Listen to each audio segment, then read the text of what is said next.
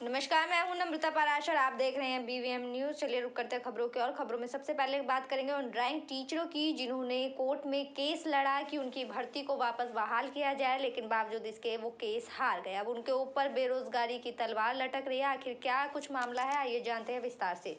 2010 में भर्ती हुए ड्राइंग टीचरों ने अपनी नौकरी को लेकर हरियाणा वेयर हाउस के चेयरमैन एवं पृथला से विधायक नैनपाल रावत से गुहार लगाई और ज्ञापन भी सौंपा है। वहीं पृथला के विधायक नैनपाल रावत ने कहा है कि वे उनकी बात सीएम तक पहुंचाएंगे और यदि संभव हुआ तो उनकी पूरी मदद की जाएगी। आपको बता दें कि प्रदेश में 2010 में भर्ती हुए 816 कला अध्यापकों यानी कि ड्राइंग टीचरों की नियुक्ति को हाईकोर्ट द्वारा निरस्त किए जाने के बाद सुप्रीम कोर्ट में स्टे याचिका खारिज कर देने के आदेश के बाद ड्राइंग टीचरों ने हरियाणा के वेयर हाउस के चेयरमैन एवं पृथला विधानसभा विधायक नैनपाल रावत के कार्यालय पर ज्ञापन सौंपकर गुहार लगाई है उनके पद पर बनाए रखा जाए गुहार लगाई है कि उन्हें उनके पद पर बनाए रखा जाए। विधायक नैनपाल रावत ने आश्वासन दिया है कि यदि सीएम और सरकार के हाथ में उनकी नौकरी होगी तो वो जरूर उनकी रोजी रोटी को बचाने का काम करेंगे और उनकी बात सीएम तक जरूर पहुंचाएंगे। कि आज नैनपाल रावत जी से मिले हैं, आप गुहार लगाई है आपने। मैं सुखबीर शर्मा ड्राइंग टीचर। हम नैनपाल जी से हमारे 816 जो परिवार हैं उनको अभी हम सुप्रीम कोर्ट से हमारी अर्जी खारिज कर दी गई है, उसके उपलक्ष्य में आके हम मिले हैं और गुहार लगा रहे हैं कि हमें अभी अपनी बड़ी से जॉब से ना निकाला जाए। और क्या आश्वासन दिया भाई? मंत्री साहब ने मेरा आश्वासन दिया है जी बिल्कुल कि अच्छी आपकी मतलब आपका पैरवी करी जाए। उस नौकरी से निकाला गया है और उसको लेकर के इन्होंने हमसे रिक्वेस्ट की है कि माननीय मुख्यमंत्री मनोहर लाल जी के माध्यम से इनका भी कहना ठीक है कि जो सरकार नौकरी देती है और नौकरी देने में जिसका रिकॉर्ड है इससे पहले और वो भी पारदर्शिता के आधार पर माननीय मुख्यमंत्री मनोहर लाल जी ने भर्ती की है, तो इनका भी यही मानना है कि भाई हम लोगों को अब इतना समय लगे हुआ होगा, हमारे 800-900 परिवार हम हैं और हमारे साथ और बहुत सारे परिवार जुड़े हुए हैं, तो हम लोगों को सड़क पर ना छोड़ा जाए, भेजा जाए, नौकरी से इस समय में ना निकाला जाए, क्योंकि हम लोगों के लिए और कोई रास्ता बचता नहीं है। हम अब कहीं काम के नहीं रहे, बहुत समय हमें इसमें सर्विस देते हो गया। तो मैंने भी इनको आश्वासन दिलाया कि अगर माननीय मुख्यमंत्री मनोहर लाल जी के ये चीज़ हाथ में होगी या सरकार के हाथ में होगी तो मैं निश्चित तौर पर इनकी पैरवी भी करूंगा। चलिए खबरों में बात करेंगे पलवल की। पूरे देश में किसानों के सभी धरने स्थल पर 11-11 किसानों की 24 घंटे के लिए सांकेतिक भूख हड़ताल अब शुरू हो गई है। आंदोलन को तेज गति देने के लिए अब प्रतिदिन अगले किसान बदल कर भूख हड़ताल पर बैठेंगे। आगे किसानों के शीर्ष नेताओं का जो आदेश आएगा उसी के अनुसार रणनीति तय की जाएगी। पलवल के नेशनल हाईवे नंबर 19 पर गांव अटोहा चौक स्थित कृषि कानून बिल को रद्द करवाने एमएसपी पर कानून बनवाने के लिए चल रहा किसानों का धरना 19वें दिन भी कड़कती ठंड के बीच जारी रहा। दिन प्रतिदिन बढ़ रही ठंड व सर्द हवाएं भी किसानों के मनोबल को कम नहीं कर पाई है। वहीं अब किसानों ने धरना स्थल पर 24 घंटे की सांकेतिक भूख हड़ताल भी शुरू कर दी है। धरने पर बैठे किसान नेता अभिमन्यु व एमपी के किसान इंदर भाटी ने बताया कि आने वाले दिनों में आंदोलन को तेज गति देकर और मजबूत किया जाएगा। जब तक उनकी मांगों को नहीं माना जाता वो पीछे नहीं हटने वाले, चाहे समय कितना भी लगे। मोदी सरकार को उनकी मांगों पर विचार करना ही होगा। उन्होंने बताया कि हमने पहले ही तय किया था कि जब तक हमारी मांगे नहीं मानी जाएंगी हम आंदोलन को लगातार तेज करते रहेंगे।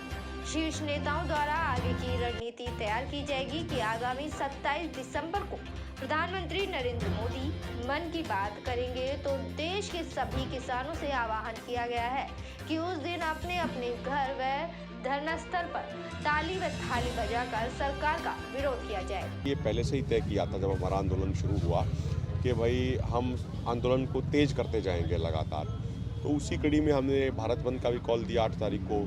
उसके बाद श्रद्धांजलि सभाएं आयोजित हुई, पहले सुबह 8 बजे से लेकर 5 बजे तक की भूख हड़ताल हुई। तो अब हमने ये तय किया कल मीटिंग में कि रोजाना 11 लोग 24 घंटे के लिए 11 बजे से 11 बजे तक अगले दिन तक भूख हड़ताल पे बैठेंगे।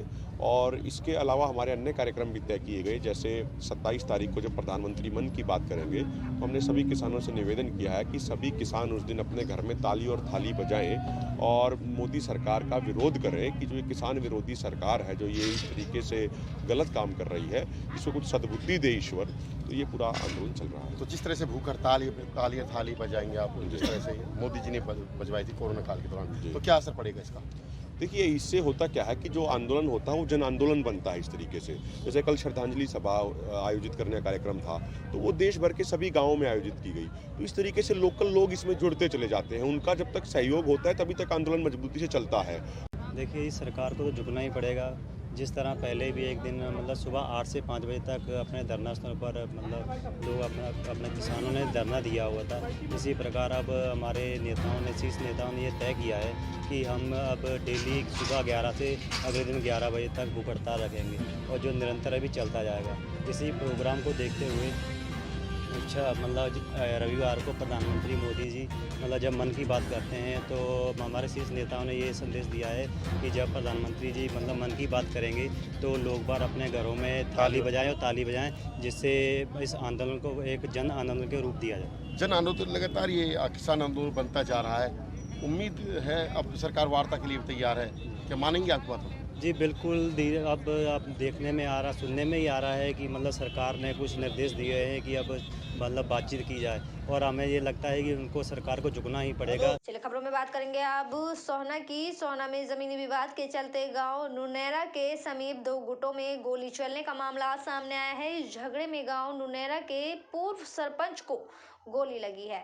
झगड़े में 9 अन्य लोग गंभीर रूप से घायल हुए हैं, जिन्हें गुड़गांव में रेफर कर दिया गया है। विवाद जमीन को लेकर बताया जा रहा है कि मौके पर पहुंची पुलिस ने मामले की जांच शुरू कर दी है। एक पक्ष ने बताया कि पूर्व सरपंच महिला की जमीन पर कब्जा करने जा रहा था, जिसको लेकर झगड़ा शुरू हुआ। वहीं पूर्व सरपंच का कहना है कि महिला बाउंसरों को लेकर आई थी, वह जिसने झगड़ा शुरू किया। इस झगड़े में पूर्व सरपंच इम्तियाज को गोली लगी है, जिसे सोहना सामान्य अस्पताल में भर्ती कराया गया, जहां से उसे गुड़गांव के लिए रेफर कर दिया है। वहीं दूसरे पक्ष के 9 लोग घायल हुए हैं, जिनमें से एक महिला भी शामिल है, जिन्हें सोहना के सामान्य अस्पताल लाया गया। उन्हें भी वहां से गुड़गांव के लिए रेफर कर दिया गया है। जमीनी विवाद को लेकर हुआ है। इसमें 9 से 10 लोग घायल हुए हैं। एक पक्ष के एक आदमी था और एक दूसरे पक्ष के 9 लोग थे, इसमें 8 पुरुष और 1 महिला है। 8 पुरुषों में 2 से 3 मरीजों की हालत काफ़ी खराब थी, सर में चोट थी और हड्डियाँ भी टूटी हुई थी। सभी मरीजों का प्राथमिक इलाज करके गुड़गांव सिविल हॉस्पिटल में रेफर कर दिया गया। जो 2 पक्षों की पार्टी कहाँ से थी पार्टी? एक तो यहीं के थे, सांचौली के ही गांव के बता रहे हैं। गांव में जो झगड़ा हुआ है जमीनी विवाद को लेकर हुआ है, ये शायद दिल्ली के थे। 9 से 10 लोग घायल हुए। किस मामले में झगड़ा हुआ था फिर इनका? सर इसका तो जमीन को लेकर ही विवाद था और इससे ज़्यादा तो नहीं है। गोलियां भी चली थी? सर चोट तो नहीं थी किसी को गोली की ना, गोली की। चलिए खबरों में बात करेंगे भवानीखेड़ा की। भवानीखेड़ा के शहीद गुलाब सिंह पार्क में किसान आंदोलन में शहीद किसानों को 2 मिनट तक मौन धारण कर श्रद्धांजलि अर्पित की गई और 3 कृषि कानूनों का भी विरोध किया गया। इस दौरान दिव्यांग संघर्ष समिति की तरफ से भी किसानों को अपना समर्थन दिया गया और इस किसान शहीदी दिवस में भाग लिया। शहर के पार्क में इकट्ठा हुए विभिन्न संगठनों ने सरकार और प्रशासन से मांग की है कि 3 कृषि कानूनों को वापस लिया जाए। इस दौरान हरियाणा जागृत मोर्चा के प्रदेश अध्यक्ष राजेश सिंधु ने बताया कि किसान आंदोलन के दौरान शहीद हुए किसानों को अखिल भारतीय किसान सभा, दिव्यांग संघर्ष समिति और हरियाणा जागृत मोर्चा ने 2 मिनट का मौन धारण कर श्रद्धांजलि अर्पित की है। सरकार और प्रशासन आज आंदोलनरत किसानों को मानने में विफल है, जिसके कारण आज किसान परेशान हैं। उन्हें अपने खेत की जगह सड़कों पर समय गुजारना पड़ रहा है, लेकिन सरकार और प्रशासन उनकी कोई सुनवाई नहीं कर रहा। सरकार ने लागू किए 3 कृषि कानूनों का भी आज विरोध किया है और आगे भी इसका विरोध करते रहेंगे जब तक कि सरकार उनकी मांगों को नहीं मान लेती।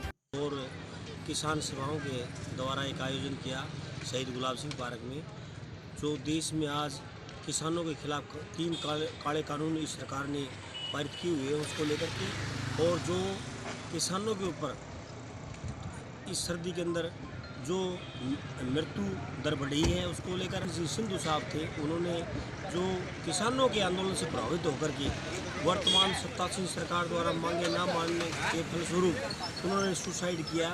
हमने 2 मिनट के लिए यहाँ पार्क में एकत्रित होकर के मौन धारण किया और उनकी शांति के लिए, उसके साथ साथ और ट्रालियों से और जो अन्य को प्राप्त हुए हैं, जो इस किसान आंदोलन में जान देनी पड़ी है, उनकी शांति के लिए हमने 2 मिनट के लिए मौन धारण किया और 3 काले कानूनों का हमने विरोध किया है।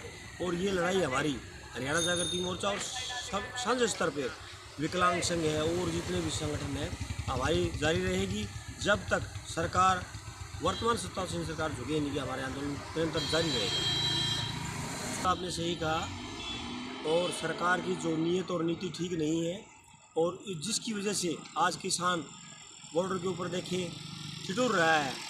और हमने चलिए बात करेंगे अगली खबर की। भवानीखेड़ा के शहीद गुलाब सिंह पार्क में दिव्यांगों ने मांगे लागू नहीं करने के रोष में एकत्रित होकर सरकार के खिलाफ जमकर नारेबाजी की। इस दौरान उन्होंने हिसार लोकसभा सांसद ब्रजेश सिंह का भी पुतला फूंका और 10 जनवरी तक मांगे लागू नहीं करने पर आगे फिर 11 जनवरी को राज्य स्तरीय प्रदर्शन करने की भी चेतावनी दी है।